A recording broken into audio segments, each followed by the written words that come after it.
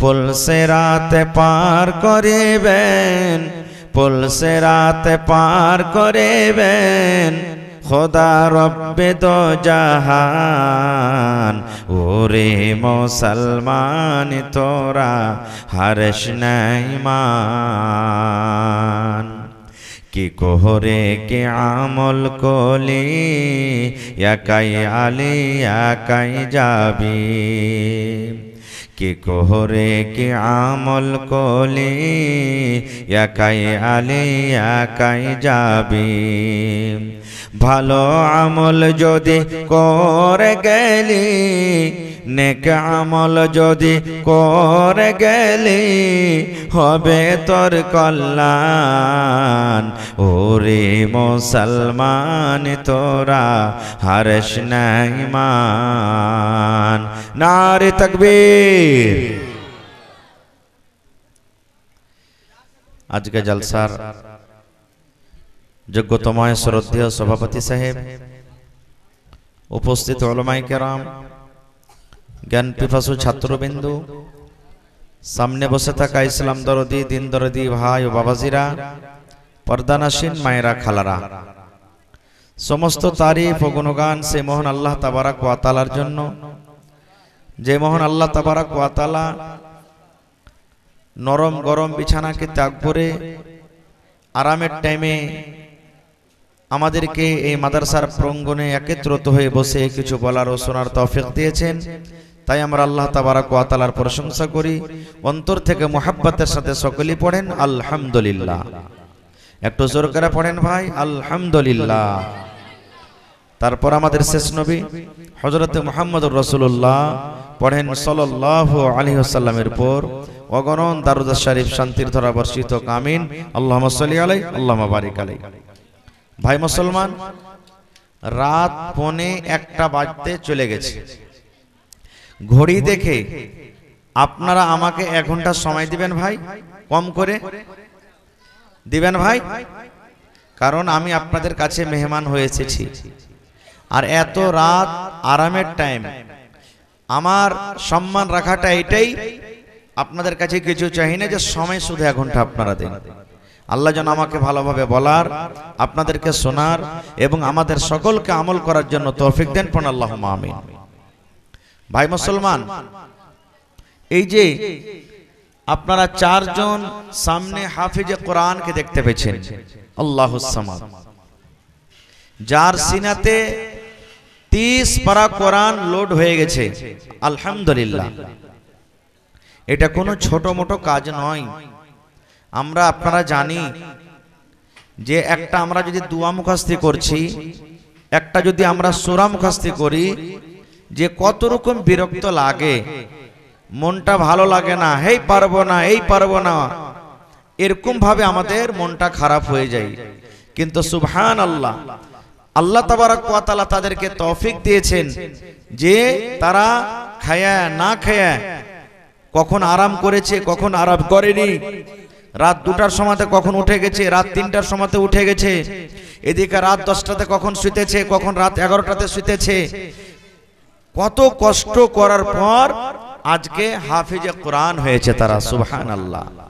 এবং আমি ধন্যবাদ জানাই এই ছেলেদের মা এবং বাবাকে, যে তারা নিজের ছেলেরাকে এই হাফিজে কোরআন করার জন্য আল্লাহুস সামাদ তারা এই মাদ্রাসাতে দিয়েছে। আমি ধন্যবাদ জানাই এই ছেলেদের জাগির, যারা নিজের ছেলের মতন করে গোটা বছর তাদেরকে খাওয়ালছে। নিজের ছেলেকে হয়তো এক টাইম মাছ মাংস দেয়নি, কিন্তু তাদেরকে খাইয়েছে, আল্লাহুস সামাদ। আমি ধন্যবাদ জানাই এই মাদ্রাসার যতগুলি শিক্ষকগণ আছেন, যে তাদের পড়াতে রাত দিন এক করে দিয়েছেন। আমি ধন্যবাদ জানাই মাদ্রাসার কমিটি, মাদ্রাসার যারা জিম্মেদারান, এবং আপনাদেরকে যে আপনারা টাকা দিয়ে, পয়সা দিয়ে, সময় দিয়ে, বুদ্ধি দিয়ে আপনারা এই মাদ্রাসাকে আগে তুলেছেন, এবং আপনারা আজকে সামনে দেখতে পেয়েছেন, আপনাদের রেজাল্ট সামনে হাজির হয়ে গেছে, সুবহানাল্লাহ। ভাই আমার, আল্লাহ তাবারাক ওয়া তাআলা সর্বপ্রথম দুনিয়াতে আমাদেরকে কি দিয়েছেন জানেন? এই জিনিসটা আমাদেরকে একটু জানা দরকার। এক টাইম এক জামানা এমন ছিল যখন আমার নবী নবী হননি, নবী হওয়ার আগে মক্কাতে, মক্কা নগরে মক্কার লোকেরা মদ পান করত, মক্কার লোকেরা জুয়া খেলত, মক্কার লোকেরা লড়াই ঝগড়া করত, মক্কার লোকেরা সেনা ব্যভিচার করত। যদি কোনো পরিবারে যদি একটা যুদ্ধ শুরু হয়েছে তো কতদিন যুদ্ধ চলতো জানেন? ওর কোনো ঠিকানা নাই। বাপের সাথে যুদ্ধ চলছে, বাপ যদি বদলা নিতে না পারে, বাপ মরার সময় বেটাকে ওসিয়ত করতো, এই বেটা আমি তো ওকে লড়াই করে পারলাম না, কিন্তু তুই ছাড়বি না রে বেটা, তুই তার বদলা নিবি। এই করে করে যুগ যুগ ধরে লড়াই যুদ্ধ চলতো। যদি কোনো বাড়িতে মেয়ে জন্মগ্রহণ হয়েছে, কোনো বাড়িতে যদি মেয়ে বেটি জন্ম নিত, ওই বাবার মন খারাপ, বেটিকে জিন্দা জমিনে দফন করে দিত। সুবহানাল্লাহ। অর্থাৎ দুনিয়াতে কোনো এমন পাপ ছিল না, দুনিয়াতে কোনো এমন গুনাহ ছিল না যে মক্কাতে সেই গুনাহটা হতো না। এরকম দুনিয়াতে পাপ হইতো, গুনাহ হইতো। কিন্তু জানেন, যখন আমার নবী, আপনার নবী, নবী মুহাম্মদ সাল্লাল্লাহু আলাইহি সাল্লাম যখন নবী হলেন, আল্লাহ নবী করে পাঠালেন, তখন আল্লাহ তাআলা নবীকে কি বলেছেন? হে নবী, প্রথমে নামাজ পড়ো, এটাকে আদেশ দিয়েছেন না। হে নবীজি, রোজা ফরজ করলাম, রোজা রাখো, এটাকে দিয়েছেন না। হে নবী, যাকাত ফরজ করলাম, যাকাত দাও, এটাকে দিয়েছেন না। হে নবী, হজ ফরজ করলাম, হজ করো, এটাকে দিয়েছেন না। হে নবী, লোকেরা মদ পান করছে, নসিহত করো যেন মদ না পান করে, এটা বলেছেন? জি না।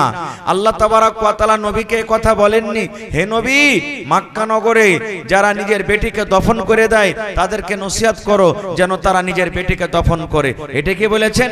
না। তাহলে কি বলেছেন? আল্লাহ তাবারক ওয়া তাআলা সব থেকে আগে যেটা নবীর প্রতি ওহী করেছেন, মেসেজ দিয়েছেন, পেগাম দিয়েছেন, সেটা হলো কি? ইকরা, পড়ার কথা বলেছেন, পড়ার কথা দিয়েছেন, পড়ার ওহী করেছেন। আপনারা বলবেন, হাজী মাওলানা, তাহলে দুনিয়ার সমস্ত বুরাই, সমস্ত পাপ মক্কা নগরে হতো, তবে মক্কা নগরে পাপ গলা রুকার জন্য প্রথমে এই মেসেজ না করে, এই ওহী না করে আল্লাহ তাআলা ইলম কেন দিলেন? প্রথমে কেন পড়ার কথা বললেন? এখানে প্রশ্ন জাগছে একটা, কেন পড়ার কথা বললেন? বন্ধুরে, এই পড়াতে একটা এমনই ফজিলত, এমনই নিয়ামত লুকিয়ে আছে যেটা আমরা জানি না। হয়তো কি লুকিয়ে আছে?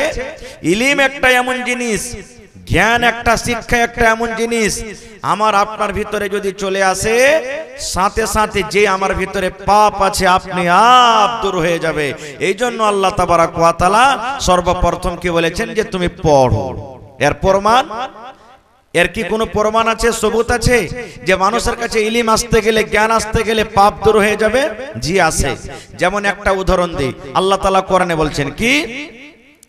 وَإِذَا بُشِّرَ أَحَدُهُم بِالْأُنثَىٰ ظَلَّ وَجْهُهُ مُسْوَدًّا وَهُوَ كَظِيمٌ।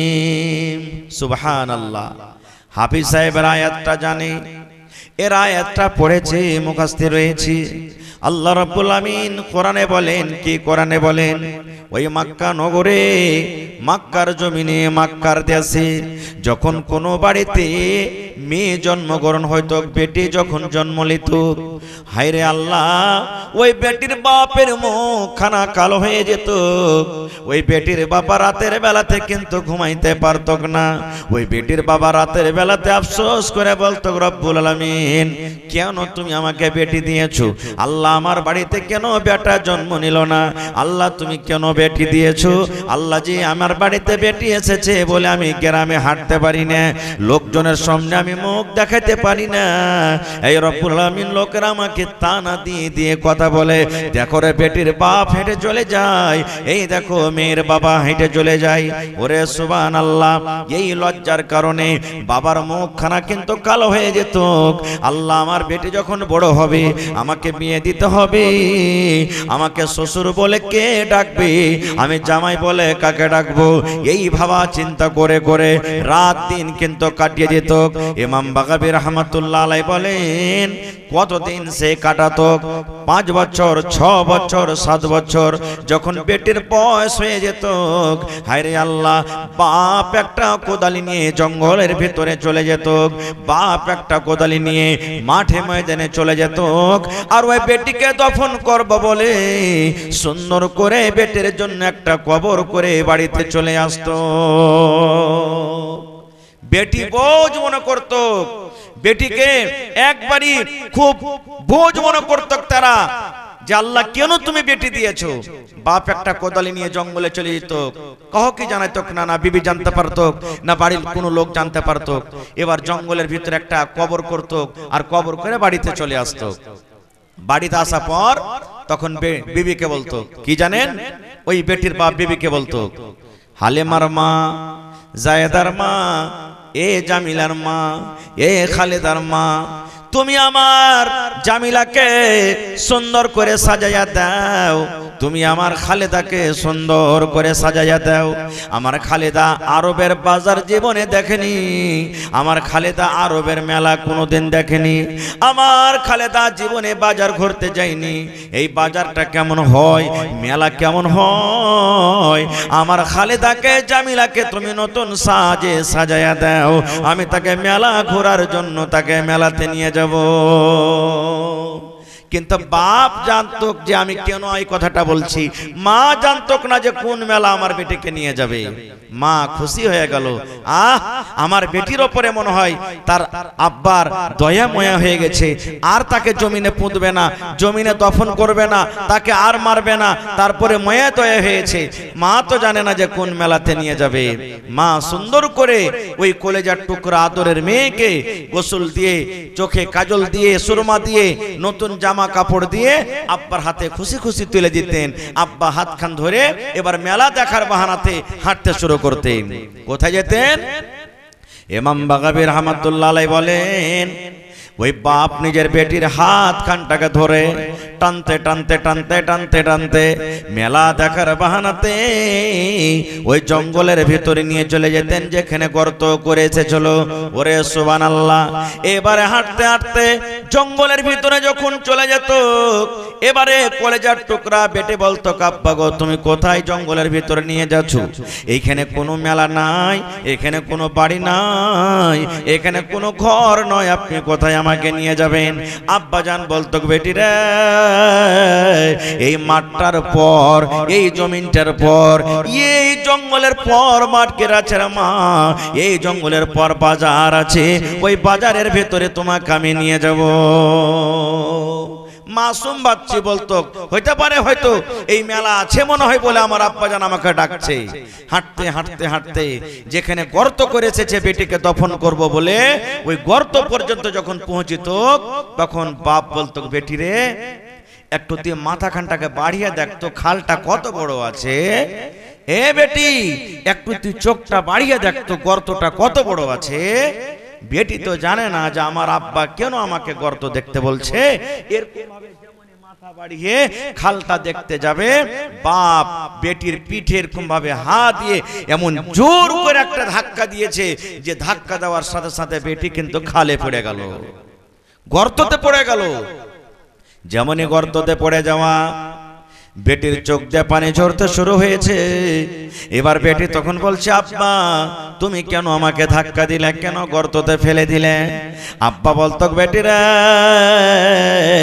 যেদিন থেকে তুই আমার বাড়িতে জন্ম নিয়েছিস যেদিন থেকে তুই আমার বাড়িতে এসেছিস কোনদিন রাতের বেলাতে আমি ঘুমাইতে পারিনি রে মা আমার মুখখানা দেখো শুকিয়ে গেছে চেহারাখানটা আমার কালো হয়েছি আমি যখন রাস্তা দিয়ে হাঁটি লোকেরা আমাকে তানা দিয়ে দিয়ে ঘোঁচা দিয়ে দিয়ে কথা বলে এই জন্য রে মা তোমাকে আজকে আমি এই গর্ততে দফন করে বাড়িতে চলে যাব জীবনের মতো তুমি আমাকে আব্বা আব্বা আব্বা আব্বা বলে ডেকে নাও কারণ আজকের পর তুমি আমাকে আর আব্বা বলতে পাবে না জীবনের মতো মাকে মা মা মা বলে ডেকে নাও কারণ আজকের পর তোমার মাকে আর মা মা মা বলে তুমি ডাকতে পাবে না ওরে সুবহানাল্লাহ যেমনই কথাটা শোনা এবার খালে পড়ে পড়ে দুই চোখ দিয়ে ঝরঝর জর্জর করে বেটির পানে ঝরছে। এবার বলতে লাগলো, আব্বা গো, আপনি আমাকে জমিনে দফন করিয়েন না, জীবনে আপনাকে আর আব্বা আব্বা আব্বা বলে ডাকবো না, মাকে মা মা মা মা মা বলে আর ডাকবো না। যেই দিকে আমার দু চোখ যাবে আমি বাড়ি ছেড়ে দেশ ছেড়ে গ্রাম ছেড়ে আমি চলে যাব, কিন্তু দয়া করে আপনি আমাকে গর্ত থেকে উঠাই এলেন। ওরে সুবহানাল্লাহ। ইমাম বাগাবী রাহমাতুল্লাহ আলাইহি বলেন, বেটি কান্দা কান্দা আব্বাকে বলে, আব্বা তোমার হাত ধরে বলছি, আব্বা তোমার পা ধরে বলছি, তুমি আমাকে দফন করিও না, আমাকে তুমি মারিও না, আমার পরে জুলুম অত্যাচার করিও না আব্বা গো, আমার দুই চোখ যেদিকে যাবে আমি চলে যাব, আর তোমাকে কোনোদিন আব্বা বলবো না। এরকম করে করে কাঁদতে থাকতো, কিন্তু বাপ পেটের একটাও কথা না শুনি তাকে জিন্দা জমিনে দফন করে বাড়িতে চলে আসতো। সুবহানাল্লাহ। এরকম জুলুম অত্যাচার করত, কিন্তু ওই লোকটাই, ওই মক্কার মানুষেরাই সুবহানাল্লাহ কেমন ভাবে সোজা পথ পেয়েছে জানেন? মেয়েকে কিভাবে আদর করতে শুরু করেছেন জানেন? আপনারা যেমন বসে বসে ওয়াজ শুনছেন, নবীজি একদিন ওয়াজ শুরু করে দিলেন। কি? এই আমার উম্মতেরা শোনো, এই আমার সাহাবীর দলেরা শোনো, আল্লাহ রাব্বুল আলামিন যাকে দুখানা মেয়ে দিয়ে পরীক্ষা করেছেন, আল্লাহ রাব্বুল আলামিন দুটা বেটি দিয়ে যাকে আজমাইশ করেছেন, হাদিসে দুটার কথা আছে, কিন্তু দুটা হোক, তিনটা হোক, একটা হোক, পাঁচটা হোক, আল্লাহর নবী বলেছেন আল্লাহ রাব্বুল আলামিন যাকে মেয়ে দিয়ে পরীক্ষা করেছেন, ওই মেয়ে যখন বাড়িতে এসেছে, বেটি যখন থেকে বাড়িতে জন্ম নিয়েছে, বাপ কিন্তু রাজ হয়নি, বাপ মন খানা ভারী করেনি, হাসি খুশিতে বেটির লালন পালন করেছি, তাকে কাপড় দিয়েছে, তেল দিয়েছে, কাজল দিয়েছে, ভালো মতো টাইমের শক্তি হিসাবে খাবার দিয়েছে, জ্ঞান টাচ শিক্ষা দিয়েছে। আল্লাহর নবী বলেছেন ওই বেটি যখন বড় হয়েছে, বিয়ের যখন বয়স হয়েছে, আব্বা জান একটা ভালো জামাই দেখে, ভালো বাড়ি দেখে, ভালো ঘর দেখে বেটির বিয়ে লাগিয়ে দিয়েছে। নবী আমার বলেছেন, হে বেটির বাপ তুমি খুশি হয়ে যাও রে, তুমি খুশি হয়ে যাও, আমি নবী আর ওই বেটির বাবা জান্নাতের ভিতরে যাব। কেমন হয়ে জান্নাতে যাব থাকবো? নবীজি দুটা আঙ্গুলকে ইশারা করে বললেন, নবীজি দুটা লোককে ইশারা করে বললেন, হে বেটির বাপ এই দুটা লোক যেমন পাশাপাশি হয়ে আছে, আমি নবী আর ওই বেটির বাবা জান্নাতের ভিতরে পাশাপাশি হয়ে থাকবো। সুবহানাল্লাহ। কত বড় খুশখবরি দিলেন। এই দেখেন, যেই মক্কার মানুষেরা যখন তাদের কাছে কোরআন ছিল না, যখন তাদের কাছে জ্ঞান ছিল না, ইলম ছিল না, তারা নিজের বেটিকে দফন করত, কিন্তু যখন থেকে তাদের সিনাতে কোরআন এসেছে, যখন থেকে নবীর জ্ঞান শিখেছে, যখন থেকে নবীর কাছে তালিম নিয়েছে, তখন থেকে নিয়ে দেখেন এই একটা পাপ তাদের মধ্যে থেকে চলে গেল, হটে গেল, একবারে জীবনের মতন হটে গেল। আল্লাহুস সামাদ। আজকে আমরা মুসলমান সেই নবীর কথা শুনে কেন নিজকে পাল্টাতে পারি না ভাই? সেই নবীর কথা শুনে কেন নিজের মনটাকে আমরা বদলাতে পারি না? সেই নবীর কথা শুনে কেন আমরা ভাই ভাই লড়াই করি? সেই নবীর কথা শুনে কেন এক অপরের উপর আমরা জুলুম অত্যাচার করি? সেই নবীর কথা শুনে এক আলেম সমাজের কেন ইজ্জত সম্মান করতে পারি না? সেই নবীর কথা শুনে কেন আমরা নিজের বেটা বেটিরাকে পড়াইতে পারি না? আজকে জানেন, যখনই পড়ালেখার ব্যাপার আসে তখন আমরা কি করি? মাদ্রাসাতে পড়িয়ে লেখে কোনো লাভ নাই। জামানাতে 5,000, 4,000, 10,000 টাকা করে মাসে ছেলেরা পড়াবে, মুলবি হ্যাঁ, তখন পেট পিন্ধন চলবে না, ছেলে মেয়ের কিভাবে পেট ভরাবে? না, এই মাদ্রাসাটা হলো ফকিরা পড়া, ফকিরা তালিম, এই জন্য এই মাদ্রাসাতে পড়ালেখা চলবে না খুব। যার কারণে আজকে দেখেন আমরা দিন থেকে কত দূরে চলে গেছি। আরো একটা কথা জেনে নেন, খাস করে যত রকম সরকারি ইদারা আছে, যদি কোনো ভাইয়ের মনে যদি দুঃখ হয় তো মাফ করবেন, ছেলে হিসেবে বলছি সরকারি মাদ্রাসাতে এখানে জালসা করে কি করবে? সরকারি মাদ্রাসাতে চাঁদা নিয়ে কি করবে? ভাইরে, আমিও একজন মাদ্রাসার, সরকারি মাদ্রাসার টিচার। সরকার শুধু মাদ্রাসাতে বেতনটা দেয় আর ছেলে পিলাকে খিচড়ি খেতে দেয়, চা ছাড়া আর কিছু দেয় না। যত রকম ব্যবস্থা করতে হয় আপনারা কি করতে হয়েছে আর করছেন, চোখে চোখে দেখছেন। দ্বিতীয় কথা, মাদ্রাসাটা যে আছে সরকারি মাদ্রাসা বলে আপনাদের জান মান শান আছে। বলবেন কেমন করে? যেমন সাহেব জি, এই যে দেখেন আজ থেকে 1 বছর 1.5 বছর 2 বছর 3 বছর আগে থেকে মোটামুটি 2000 2500 মৌলভী সাহেবের চাকরি হয়েছে। আপনারা জানেন স্কুলে চাকরি হয়েছে না হয়নি? আমাদের বিহার সরকার, ধন্যবাদ জানাই তাকে, নীতিশ কুমার জি, মৌলভী সাহেবের একটা চাকরি দিয়েছে। এরা ডিগ্রি কোথা থেকে নিয়ে এসেছে জানেন? স্কুল থেকে। জি না, এই যে আপনাদের গ্রামে মাদ্রাসা, এইরকম যত মাদ্রাসা আছে, মাদ্রাসা থেকে তারা ওয়াস্তানিয়া করেছে, ফকনিয়া করেছে, মৌলভী করেছে, আলিম করেছে, ফাজিল করেছে। এই মাদ্রাসাগুলা থেকে ডিগ্রি করেছে, তারপরেই সরকার ওরাকে চাকরি দিয়েছে। যদি এই মাদ্রাসা না থাকে তাহলে ডিগ্রিও হবে না। আর ডিগ্রি যদি না হয়, বলেন সরকার চাকরি দিবে? জীবনে সরকার চাকরি দিবে না। তো মাদ্রাসাটার দরকার আছে না নেই? আছে না নাই ভাই? কিন্তু আমরা তার মাকাম, তার মার্তবা আমরা বুঝতে পারি না। আমরা বুঝতে পারি না, আমরা তার মাকাম, তার মার্তবা আমরা বুঝতে পারি না। যে মাদ্রাসার কতখানি মূল্য। আজকে যেমন অন্য অন্য মানুষরা চাইছে যে মাদ্রাসা ধ্বংস হয়ে যায়, মাদ্রাসা বন্ধ হয়ে যায়, আজকে আমরাও চাচ্ছি যে মাদ্রাসা শেষ হয়ে যায়। মাদ্রাসা শেষ হলে কি হবে? এই 10টা মৌলভী সাহেবের চাকরি চলে যাবে। একটা মেনে নেন, আপনি দুনিয়াতে রোজগার করে খাচ্ছেন, আমি করে খাচ্ছি, ওরাও করে খাবে। কিন্তু মাদ্রাসাতে যে প্রত্যেক বছর 100-200টা করে মেয়ে পড়ালেখা করছে, কোরআন শিখছে, দিন শিখছে, নামাজের তারিকা শিখছে, রোজার তারিকা শিখছে, ওরা দোয়া শিখছে, কিভাবে নামাজ পড়তে হবে, কিভাবে রোজা করতে হবে, কিভাবে পর্দা করতে হবে, কিভাবে স্বামীর সেবা করতে হবে, কিভাবে শ্বশুর শাশুড়ির সেবা করতে হবে, কিভাবে মা বাবার খেদমত করতে হবে। এই মাদ্রাসাতে পড়ছে আর শিখছে। যদি মাদ্রাসা না থাকতো তাহলে শিখতে পারতো? আজকে যদি আপনার এই মাদ্রাসা না থাকতো, এই প্রোগ্রাম আজকে হতো?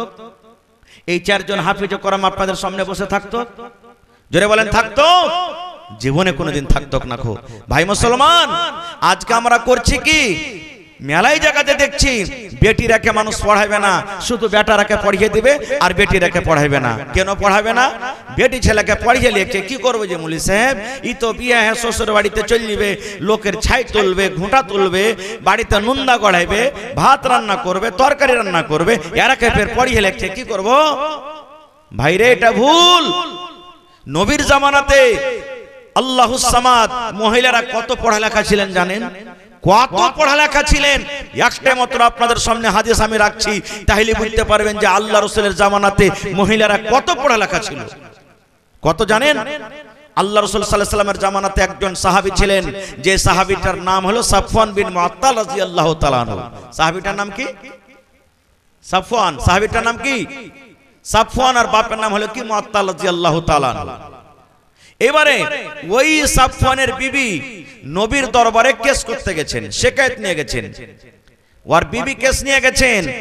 আজকে আমাদের সমাজে ইলম না থাকার কারণে আমরাও নিজের স্বামীর উপরে কেস করছি, স্বামী নিজের বিবির উপরে কেস করছে। কিন্তু কেস কি জানেন?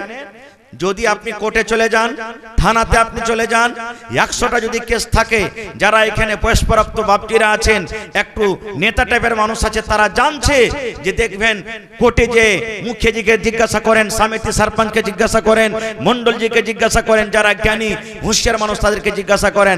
100টার মধ্যে 90টা কেস হলো মুসলমান শেরশাবাদী, আর 90টা কেসের মধ্যে 80টা হলো কি শুধু বেটা বেটির কেস। আমার বেটিকে মারছে, আমার বেটিকে কাটছে, আমার বউকে জ্বালাইছে, আমার জামাইকে এরকম করছে, আমার বেটার সাথে এরকম করছে, এগুলোই শুধু কেস। আর এই কেসটা হওয়ার কারণ কি জানেন? শুধু তালিমের কমি, ইলমের কমির কারণে এগুলা হচ্ছে। আল্লাহর নবীর জামানাতে সাফওয়ান রাদিয়াল্লাহু তাআলা আনহুর স্ত্রী নিজের পুরুষের উপরে, স্বামীর উপরে কেস করতে চলে গেছেন, শিকায়েত নিয়ে চলে গেছেন। কারণ নবীর জামানাতে ওইটাই আদালত, ওইটাই থানা, ওইটাই সবকিছু। নবীর দরবারে কেস করতে চলে গেছেন। এই মায়েরা, খালারা, কেসটা কিসের জানেন? স্বামী খাইতে দেয় না এই জন্য নয়, স্বামী চুরি দেয় না এই জন্য নয়, স্বামী আমাকে মারছে এই জন্য নয়, স্বামী আমাকে ভালোবাসে না এই জন্য নয়, স্বামী আমাকে গাইল দিয়েছে এই জন্য নয়। কেসটা কিসের? আহা, সেই স্ত্রী, সেই মহিলা সুন্দরভাবে একবারে পর্দাশীলা হয়ে নিজের স্বামীর ব্যাপারে কেস করতে চলে গেছেন নবীর দরবারে। নবীর দরবারে যখন পৌঁছিলেন, আপনারা যেমন বসে বসে আজকে জালসা শুনছেন, দেখছেন নবী বসে আছেন, সাহাবায়ে কেরাম বসে আছেন, আর নবীর পাঞ্জরে ওই মহিলাটার স্বামী সাফওয়ান বিন মুআত্তালও কিন্তু বসে আছেন। আপনারা বলেন, দু পার্টিতে যদি লড়াই ঝগড়া হয় তো একই সাথে থানাতে কেস যাবে, কেস করতে যাবে না আলাদা আলাদা টাইমে যাবে? জোরে বলেন, আলাদা আলাদা টাইমে যাবে না? তো ওই মহিলাটা নিজের স্বামীর শেকায়েত নিয়ে নবীর দরবারে গেলেন, আর ওর স্বামীটা কিন্তু নবীর পাঞ্জরে বসে আছেন। মনে মনে ভাবছেন, হারে কি হলো, আমি যার শেকায়েত নিয়ে এসেছি ও তো নবীর পাঞ্জরে বসে আছে, এখন কেমন করে শেকায়েত করব? কিন্তু মহিলা বলছেন, না, শেকায়েত নিয়ে এসেছি, শেকায়েত করব, আমার স্বামী বসে আছে, থাক, যা হবে পরে হবে। কি শেকায়েত করতে লাগলেন? এবার শুনেন। সেই মহিলা বলতে লাগলেন, আল্লাহর নবী গো, আমার স্বামীর নাম হলো সাফওয়ান বিন মুআত্তাল। স্বামীর নাম ধরে ডাইরেক্ট বলছেন সাফওয়ান বিন মুআত্তাল। তাহলে দরকার হিসাবে মা খালারা নিজের পুরুষের নাম নিতে পারে। মেলায় জায়গাতে দেখবেন, এই অনলাইন করতে আসছে, তোমার পুরুষের নাম কি?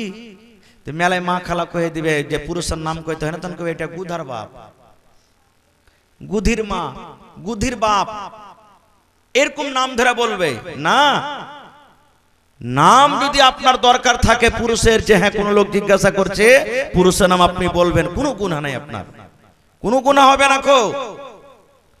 তো সেই মহিলা বলতে লাগলেন, আল্লাহর নবী গো, আমার স্বামীর ব্যাপারে তিনখানা শেকায়েত নিয়েছে যে গো নবীজি, তিনখানা আমি কেস নিয়ে এসেছি। এক নম্বর শেকায়েত হলো, এই যে আপনার পাঞ্জরে বসে আছেন আমার স্বামী সাফওয়ান বিন মুআত্তাল, আমি যখন নামাজ পড়ি, নামাজের হালাতে আমাকে মারে আর বলে, বিবিরে নামাজ ছেড়ে দে। হয়তো আমি রুকুতে আছি, কিংবা আমি হয়তো নামাজে দাঁড় হয়ে আছি, কিংবা আমি হয়তো সিজদাতে চলে গেছি, কিংবা আমি হয়তো আমি তাশাহুদে বসে আছি, আমার স্বামী আমাকে নামাজের হালাতে ফাইট মারে, কিল মারে, আমাকে চড় মারে আর বলে, বিবি রে নামাজ ছেড়ে দে রে বিবি, নামাজ তোকে পড়তে হবে না। নামাজের হালাতে আমার স্বামী মারে আর বলে, বিবি রে নামাজ ছেড়ে দে। এই দেখেন, বলছে নবীজি আমি নামাজ পড়ি, তখন আমার স্বামী নামাজের হালাতে আমাকে মারে আর বলে নামাজ ছেড়ে দে। দুই নম্বরে বলছে নবীজি, রোজা যখন আমি রাখি, আমি যখন দিনের বেলাতে রোজা রাখি, আমার স্বামী হয়তো আমার মুখে পানি দিয়ে রোজা ভেঙে দেয়, কিংবা খাজর দিয়ে রোজা ভেঙে দেয়, কিংবা আমার মুখে ছাতু দিয়ে রোজা ভেঙে দেয়।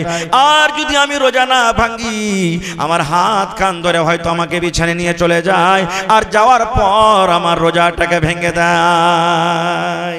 কয়টা হলো? কয়টা হলো ভাই? তিন নম্বরে বলছে নবীজি, আমার স্বামী সাফওয়ান ফজরের নামাজ পড়েন যখন সূর্য উঠে যায়, সূর্য ওঠার আগে পড়ে না, সূর্য ওঠার পর আমার স্বামী কিন্তু ফজরের নামাজ পড়ে। তিনটা কেস হয়ে গেল।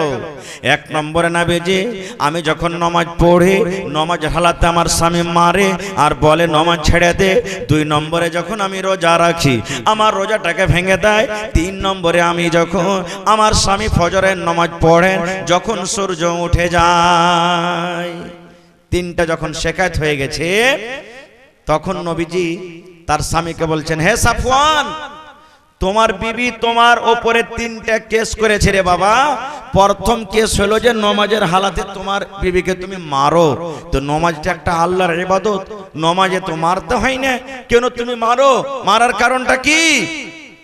এই জামানার যদি আমরা মানুষ হতাম, পুরুষ হতাম, বিবিকে রাগ করে চোখ মুখ লাল করে একবারে মনে মনে খুব রাগ করে বলতাম, হ্যাঁ তোকে আমি খেতে দিচ্ছি, পিনতে দিচ্ছি, এই দিচ্ছি, ওই দিচ্ছি, আর তুই আমার ব্যাপারে শিকায়ত করতে এসেছিস, বাড়িতে চল, তখন দেখ তোর কাঠ খোরাকে ঝরিয়ে দেবো। এই মত আমরা বলতাম।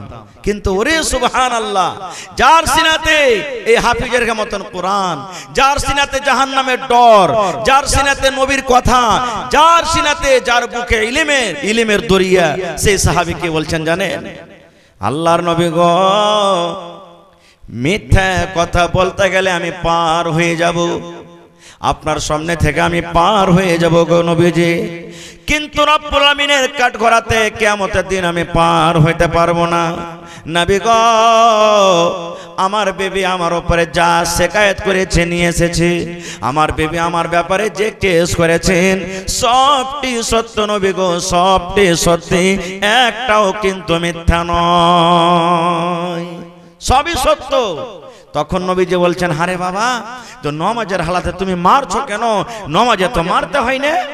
এবার সাফওয়ান রাদিয়াল্লাহু তাআলা আনহু বলছেন, আল্লাহ নবী গো, এই জন্য আমি মারি নবী গো, আমি একটা গরিব মানুষ, সারাদিন কামে কাজে চলে যাই, মাঠে আমি চলে যাই, আমি খাজুরের গোড়াতে পানি দিই, খাজুরের গাছে আমি ওষুধ করি, সারাদিন কাম কাজ করার পর সন্ধ্যাবেলাতে যখন আমি বাড়িতে ঢুকি, বাড়িতে ঢোকার পর আমার বিবি আমাকে খাবার দিয়ে দেয়, আমি খানা খেয়ে নিই, আমার বেবি আমার জন্য বিছানা লাগিয়ে দেয়, এশারের নামাজের পর আমি বিছানে চলে যাই, আর আমার বিবি আমার বিছানে আসে না, এবার নামাজ পড়তে শুরু করে। কত লম্বা লম্বা নামাজ শুরু করে নবী জানেন? কোরআনের মধ্যে সব থেকে যেগুলা বড় বড় সূরা, এক এক রাকাতে আমার বিবি দুটা করে তেলাওয়াত করেন। এই যে হাফিজে কোরআনের আছে, জিজ্ঞাসা করেন, কোরআন মাজিদের সব থেকে বড় সূরা হলো সূরা বাকারা, সূরা মায়েদা, সূরা আলে ইমরান, সূরা নিসা, এগুলা হলো কোরআনে সব থেকে বড় বড় সূরা। বলছেন নবী গো, আমার বিবি নামাজ যখন পড়তে শুরু করে দেয়, এক এক রাকাতে দুটা করে সূরা, বড় বড় সূরা এক রাকাতে তেলাওয়াত করি, অর্থাৎ কোরআনে 4 পারা কিংবা 4.5 পারা করে এক এক রাকাতে কোরআনে তেলাওয়াত করে। এবার আপনি বলেন, 4 পারা কোরআন যদি এক রাকাতে তেলাওয়াত হয়, তাহলে 2 পারাতে কত সময় লাগবে? 3 রাকাতে কত সময় লাগবে? 4 রাকাতে কত সময় লাগবে? আমার বিবি লম্বা লম্বা করে তেলাওয়াত করে নামাজ পড়ে গো নবীজি। কোনদিন রাত 2টা হয়ে যায়, কোনদিন রাত 3টা হয়ে যায়, কোনদিন মুয়াজ্জিন সাহেব ফজরের আজান দিয়ে দেয়। এবার কিন্তু আমার বিবিকে আমার বিছানাতে পাই না, আমার বিছানায় ঘুম আসে না, সারা দিন কাম কাজের পর আমি শরীরটা ক্লান্ত হয়ে থাকে। বিবিকে আমি একদিন বোঝালাম, বিবি রে, এত লম্বা লম্বা করে তুমি তেলাওয়াত করো না, ছোট্ট ছোট্ট সূরা পড়ে তুমি আমার বিছানায় চলে এসো। কিন্তু আমার বিবি আমার কথা মানে না, আমার বিবি আমার কথা শোনে না।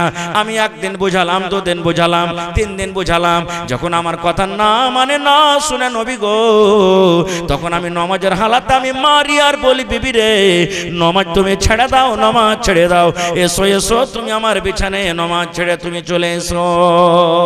আমার বিছানায় আসে না বলে আমি তাকে মারি। নবীজি তখন কি বললেন জানেন?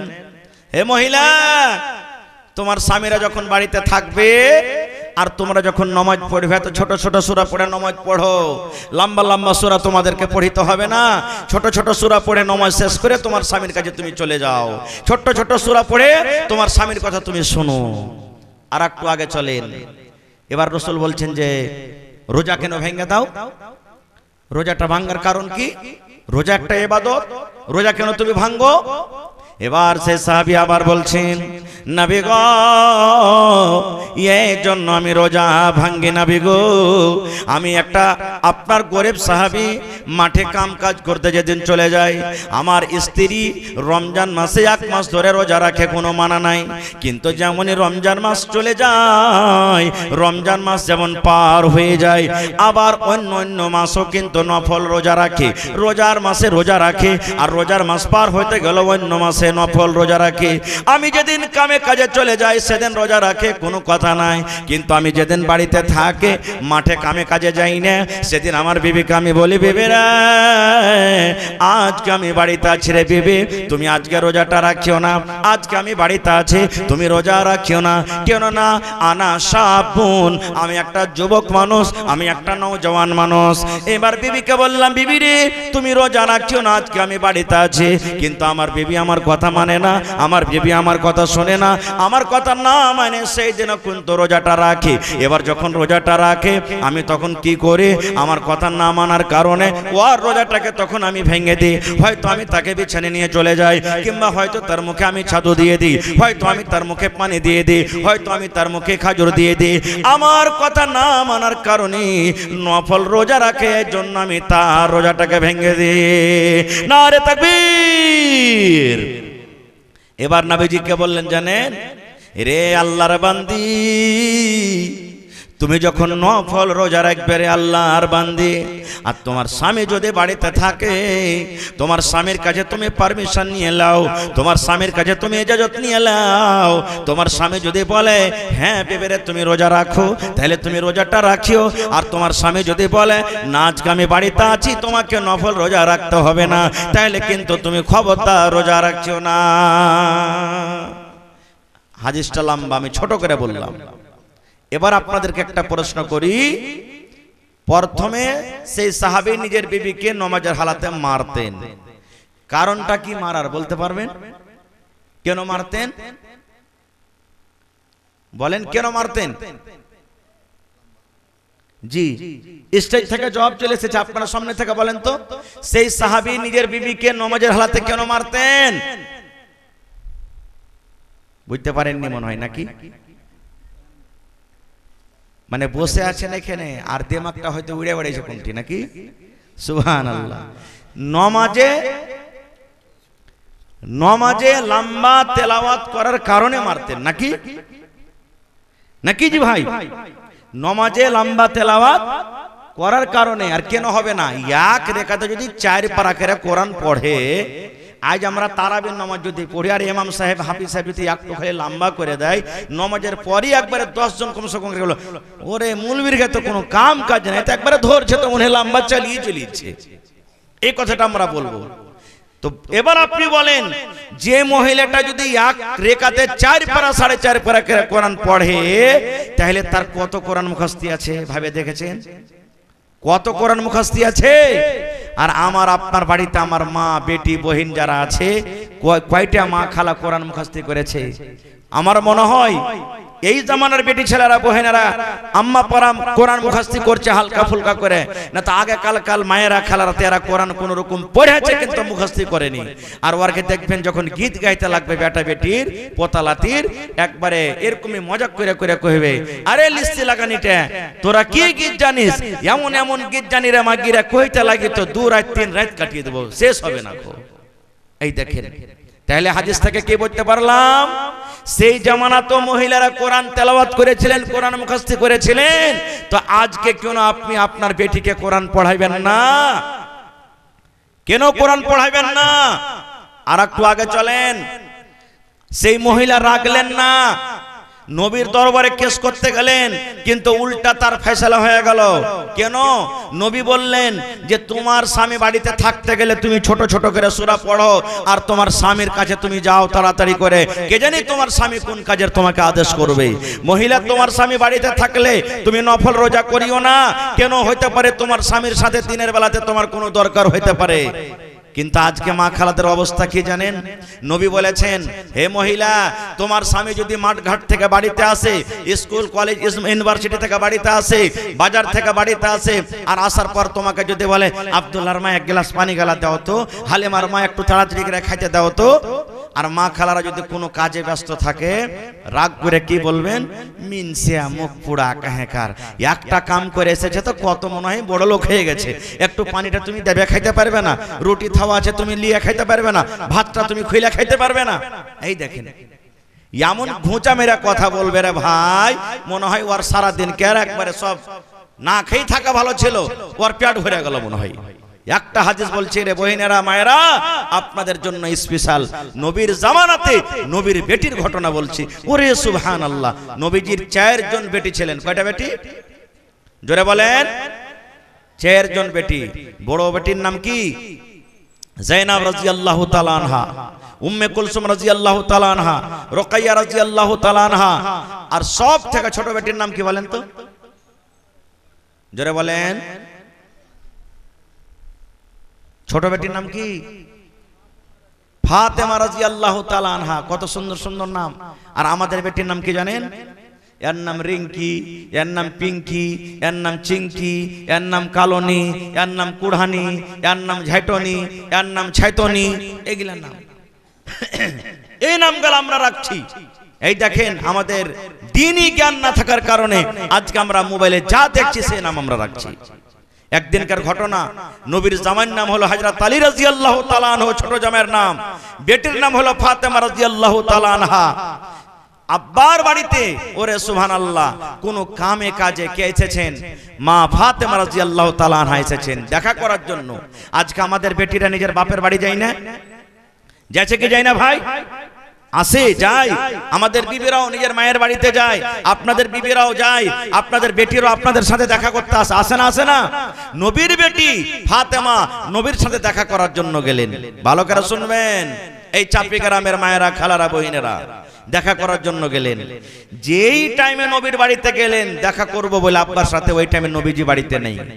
হয়তো কোনো তাবলীগের কাজে, কামে, মাঠে মাঝে কোনো জায়গাতে গেছেন, কোনো কামে গেছেন, বাড়িতে নেই।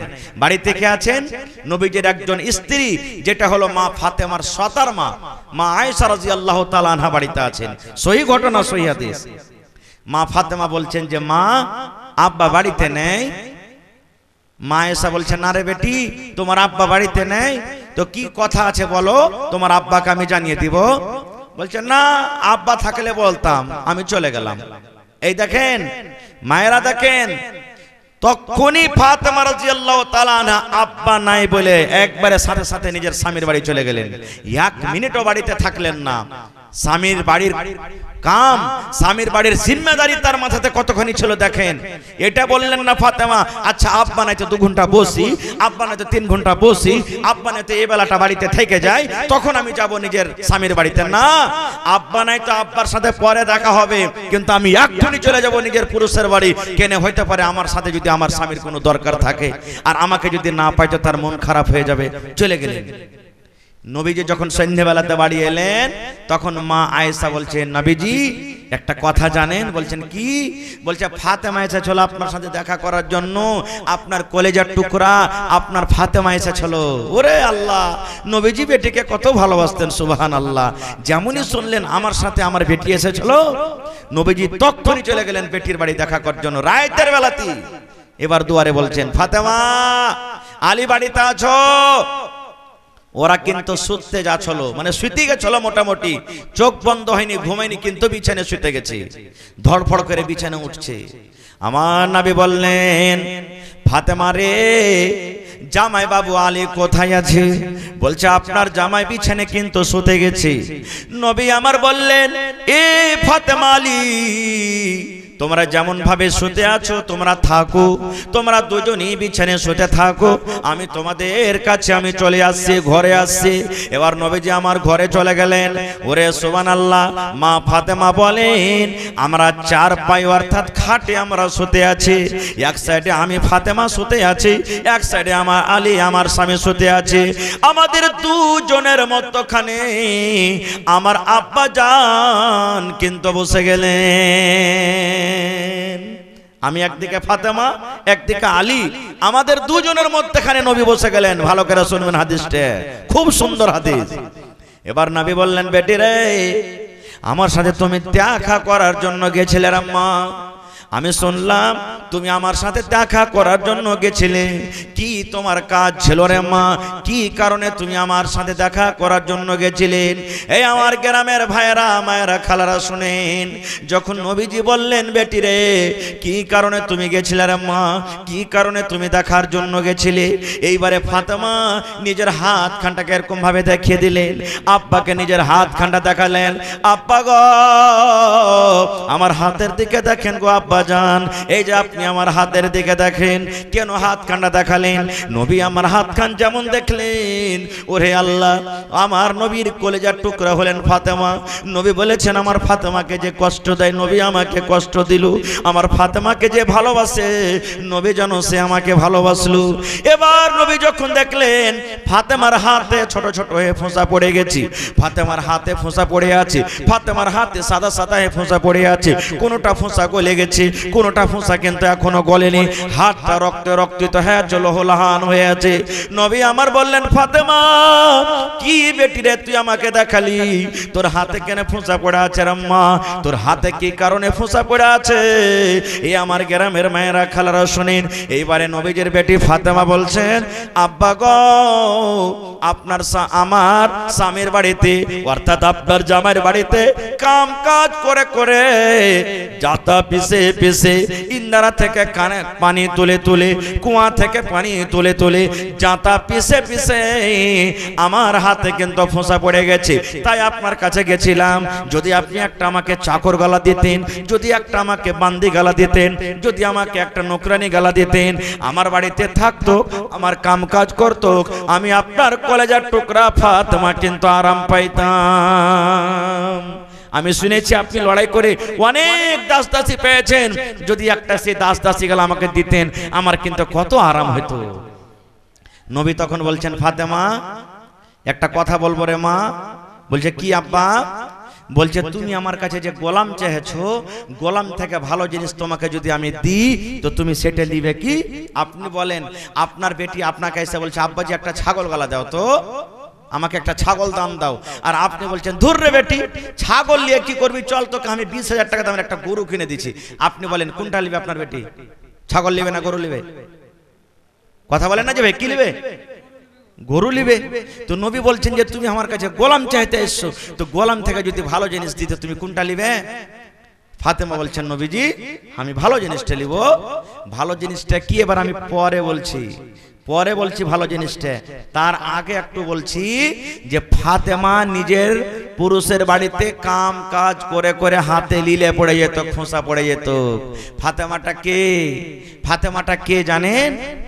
ওরে সুবহানাল্লাহ, নবী আমার বলেছেন আমার ফাতেমা জান্নাতের ভিতরে যাবে রে, আমার ফাতেমা জান্নাতের ভিতরে যাবে।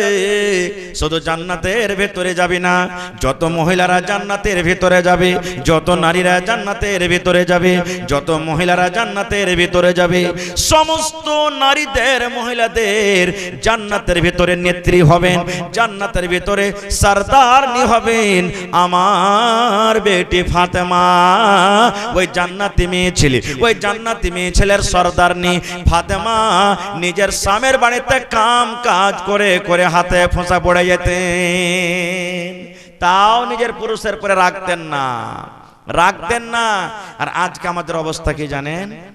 একটু যদি খুলে কাম কাজ করতে হয় পুরুষের বাড়িতে, কত কত বেটি ছেলে কত কত বহিন আছে একবারে পট করে মাকে ফোন লাগিয়ে দিবে, মা গে ই লিস্টি লাগার বাড়িতে আর থাকতে পারবো না গে মা, আর আমি ভাত খেতে পারবো না। খো কেন রে বেটি কেনে কি হয়েছে?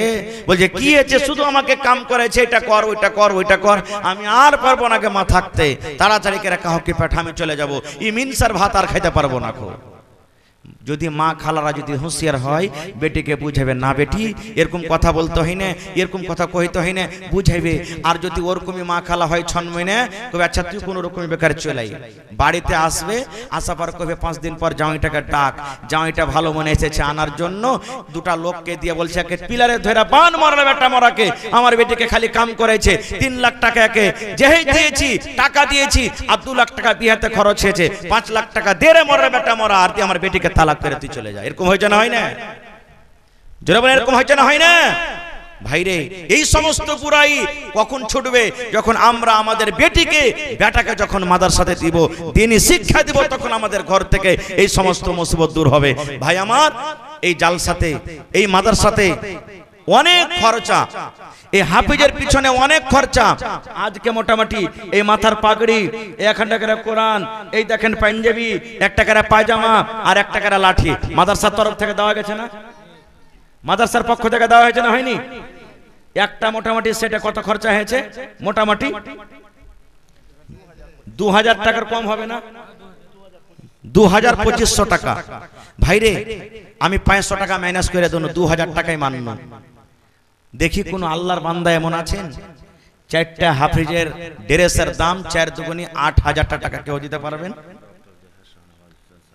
মাশাআল্লাহ, आहा माशाल्लाह। ये डॉक्टर साहब थोड़ा सलाम मुसाफा कर लेते हैं। माशाल्लाह खैरियत से हैं? ये डॉक्टर शाहनवाज आलम साहब है ना? माशाल्लाह। इसमें कितना है? 5000। इससे पहले 5000 दिए हैं अल्हम्दुलिल्लाह। तो डॉक्टर साहब से ही दरखास्त करेंगे कि 4 बच्चों का जो सेट है और 3000 दे करके आप दे दीजिए इंशाअल्लाह। अल्लाह ताला आपको सही सलामत रखेगा और रोजी रोजगार में अल्लाह ताला बरकत देगा इंशाअल्लाह ताला। 5000 दिए हैं और 3000 सिर्फ आपसे मांग रहे हैं इंशाअल्लाह। नारे तकबीर, अल्लाहु समाद। देखिए हमारे डॉक्टर शाहनवाज आलम साहब कितना दिलदार और खुश नसीब हैं कि हमारे हाफिज कुरान को 2-2 हजार करके जो लिबास दिया गया है अल्लाहु समाद, उनके लिए 8000 रुपया इस मदरसा को दे रहे हैं अल्लाहु समाद।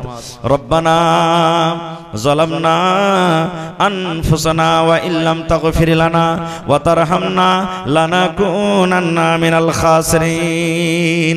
अल्लाहु समाद। এই দেখেন 8000 টাকা পূরণ করে দিলেন আমার ডাক্তার ভাই, সুবহানাল্লাহ। আল্লাহু সামাদ। হে রব্বুল আলামিন তোমার বান্দার পরে তুমি দয়া করো আল্লাহ, তুমি রহম করো আল্লাহ। 8,000 নয় 8 লক্ষ টাকা মনে করে তুমি কবুল করে নাও। মনের আশাকে আল্লাহ পুরো করো। রোজি রোজগারি আল্লাহ বরকত দাও। কামাই থামাইতে আল্লাহ তুমি বরকত দাও। দুনিয়ার ভেজাল দুনিয়ার ফিতনা থেকে আল্লাহ বাঁচিয়ে রাখো। যতদিন দুনিয়াতে বাঁচবে ইমানের হালাতে রাখো, নেককার দিনদার করে রাখো আল্লাহ। যারা কবরবাসী হয়ে গেছেন, আত্মীয় স্বজন কবরে চলে গেছেন, তারকে কবরে তুমি জান্নাতের বিছানা দিয়ে দাও। রব্বানা তাকাব্বাল মিন্না ইন্নাকা আনতাস সামিউল আলিম। আমিন। আহা, এই দেখেন আমার আলহাজ ইরফান আলী সাহেব, সেক্রেটারি মাদ্রাসা হাজা, একটা ছেলের জন্ম দিলেন নাকি? তা হাজি সাহেব ডাবল করতে পারবে না? দিয়েছে আলহামদুলিল্লাহ, যা দিয়েছে দিয়েছে। এখন হাফ সেক্রেটারি সাহেব দেখেন, ওয়ার মাথাতে তো গোট্টে মাদ্রাসা নাকি? ওয়ারি মাথাতে গোট্টে মাদ্রাসা, মনে করেন যে পিলার একটা। সুবহানাল্লাহ। এই দেখেন আমার মাওলানা নাদবি সাহেবের শ্বশুর বেলে, ওরে আল্লাহ, মানুষ কহে যে ডাহিন সবাইকে খাইবে কিন্তু জামাইকে খাইবে না খো। হ্যাঁ, তাহলে তো ইনশাআল্লাহ হবি। হ্যাঁ সেক্রেটারি সাহেব ইনশাআল্লাহ আর 2000 টাকা দিয়ে কমসে কম 2টা ছেলের সেট পুরা করে দেবেন ইনশাআল্লাহ। এখন না পারলে পরে দিয়ে দেবেন, কিন্তু দিয়ে দেবেন ইনশাআল্লাহ। কহেন বাপজি আলহামদুলিল্লাহ, কহেন দিয়েছেন তো 2000 দিলেন বাজি, আর আগো দিয়েছেন আলহামদুলিল্লাহ। আর মাত্র 2000 টাকা চাহাচ্ছি বাপজি। এখন না পারবেন 2 দিন 5 দিন পরে দিয়েন, কিন্তু দিয়ে দেন আপনি ইনশাআল্লাহ। বাকি করবেন না তো লগদি করে দেন বাজি, দেন লগদ ইনশাআল্লাহ। দিলদার মানুষ আছেন, দিতে পারবেন ইনশাআল্লাহ তাআলা। নারে তাকবীর, মাশাআল্লাহ। তো ভাইরে এই দেখেন আপনার মধ্যে আর কেউ নেই কোন আল্লাহর বান্দা যে মাওলানা আমি একটা হাফিজের জোড়ার দিব? আরে কমসে কম বেটারাকে হাফিজ করতে পারেনি, দোয়া করে নাই বসে বসে, আল্লাহ এরকম আমার বেটা যেন আমিও হাফিজ করতে পারি।